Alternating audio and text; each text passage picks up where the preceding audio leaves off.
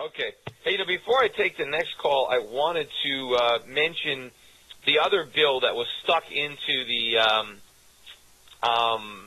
health care bill was a new student loan program, a complete disaster.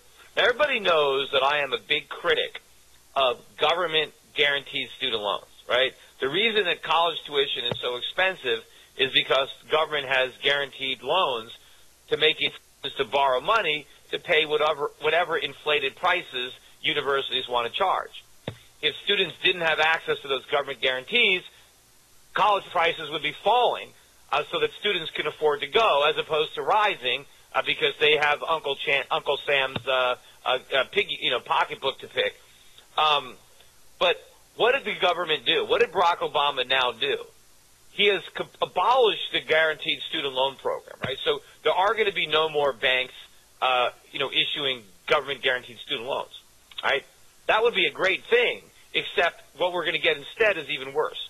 Now what's going to happen is the government is going to loan directly to students to go to college. Now, of course, first thing is the government doesn't have any money to loan, right? The government is in debt. The government is trillions in debt. We're running a $1.5 trillion deficit right now. How is the government going to loan anybody money to go to college when the government is broke? So obviously, whatever money the government loans to a college student, the government's going to have to borrow it. And of course, who has to pay it back? Well, the same college student when he graduates, if he could get a job. But that's number one. But number two is that when the government did this, now the whole thing is completely politicized.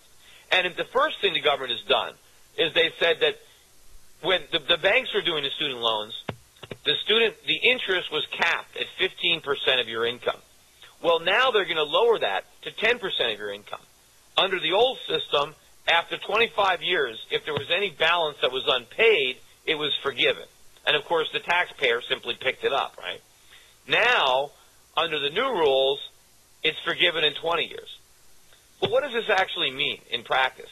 It means that if you borrow money to go to school, now you don't have to pay as much of it back as you did under the old system. Well, what does that mean? If you can borrow money but not have to pay it all back, well, you're willing to borrow even more money, right? Obviously, I mean, if I didn't have to pay any of it back, well, then people would be borrowing millions or billions, right? There's no limit. But under this system, basically, it might mean that a student that borrows $100,000 under the new system might have to pay back the same amount of money that somebody would have to pay back who borrowed $70,000 under the old system. And so what that means is that students doing the math will be more willing to assume larger loans when they know that they have less amounts to pay back. Well, the colleges can do the same math, and now they know, well, we can raise our prices even faster now because there will be even less resistance on the part of students to paying these higher prices because they can simply borrow the money from the government, not having to pay it all back.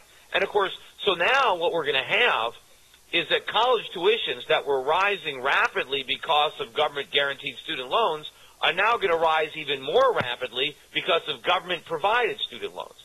Now, what is the next thing the government's going to do? As tuitions rise even faster, there's going to be pressure on the government to say, well, we'll forgive the loans in 15 years. We'll forgive the loans in 10 years. Or, well, we'll cap it at 8% of your income or 5% of your income or something like that.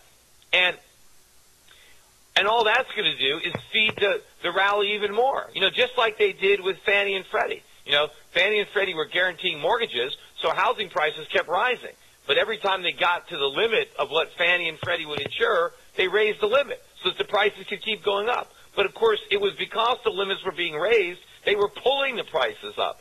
So this is going to escalate the education crisis of runaway prices, I think, to the point that they ultimately try to make education an entitlement, which is probably what these guys want. They probably want everybody in America to go to college for free, on the government, on the taxpayer. And, of course, that is really going to cost us a lot, even more money to educate our kids. And, of course, they won't even get educated. They'll just be indoctrinated. They'll be in school learning nothing, and they'll graduate with no employment opportunities because all of the resources that would have been needed to grow the economy would have been squandered on education.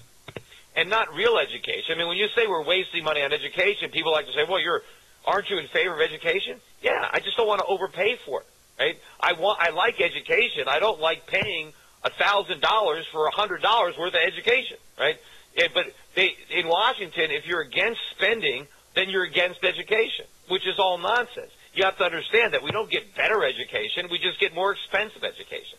And we're about to get the most expensive education in the world based on this crazy policy. And, of course, Barack Obama is going to say, he actually had the gall to say that this is going to save money, that this is going to save taxpayers money. Now, how does Barack Obama think it's going to save money? Because he's taking the profit out of it. He's saying that the banks were earning a profit.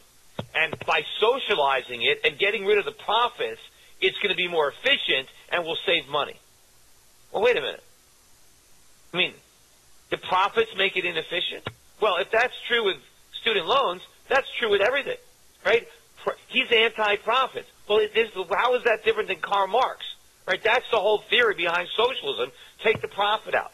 The capitalist, the businessman, is sucking the life out of the economy, out of the workers, that profits are evil, that profits come at the expense of everybody else. I got news for Barack Obama. Take the profits out and you take the efficiency out. Take the profits out and prices rise even faster. It's profits. It's free market competition that keeps prices low.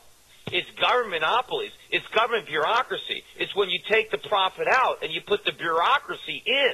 That's when you get runaway prices. That's what these socialists in Washington don't understand. So this is not going to save the taxpayer money. This is going to cost the taxpayer a fortune. But that's typical for Washington. And, of course, they stuck this into the health care bill. What does this have to do with the health care bill?